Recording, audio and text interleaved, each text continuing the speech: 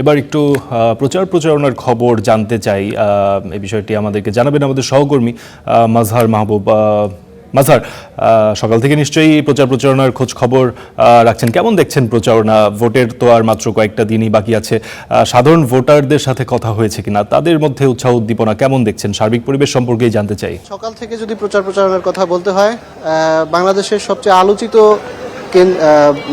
আসন যেটাকে বলা হয় ঢাকা ৮, যেখানে মির্জা আব্বাস এবং নাসিরউদ্দিন পাটোয়ারি দুজন শক্ত প্রতিদ্বন্দ্বী রয়েছেন আলোচিত। আমরা সেখানেও দেখেছি যে তারা সকাল থেকে মাঠে কাজকর্ম চালাচ্ছেন। অপরদিকে আমরা এখন এই মুহূর্তে আছি ঢাকা ১২ আসন।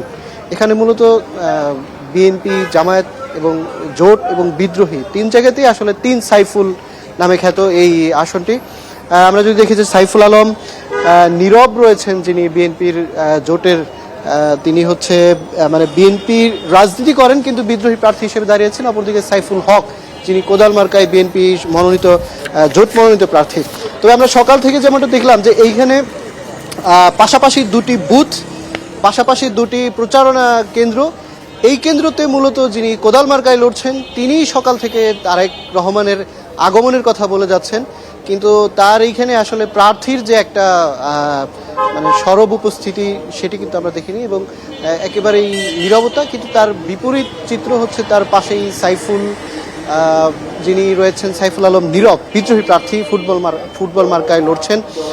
তার এখানে কিন্তু সকাল থেকে বেশ তার যারা লোকবল রয়েছেন, যারা নির্বাচনের জন্য কাজ করছেন, কিছুক্ষণ আগেও তারা ছিলেন এবং ইতিমধ্যে পার্শ্ববর্তী এলাকাতে তারা নির্বাচনী প্রচারণার জন্য চলে গিয়েছেন। এতক্ষণ তারা এখানে ছিলেন।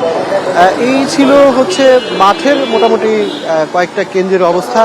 এবং ভোটাররা যেমনটা বলছেন যে যারা আসলে ভোটারদেরকে, বিশেষ করে তরুণ ভোটারদেরকে, যারা তাদের পছন্দ, যাদেরকে তারা ভোট দিবেন, তাদেরকে আসলে কি আশ্বাস দিবেন, সেই জায়গা থেকে প্রার্থীরা কিন্তু বরাবরের মতোই বিভিন্ন ধরনের নির্বাচনী ইশতেহার নিয়ে কাজ করছে ফারদিন।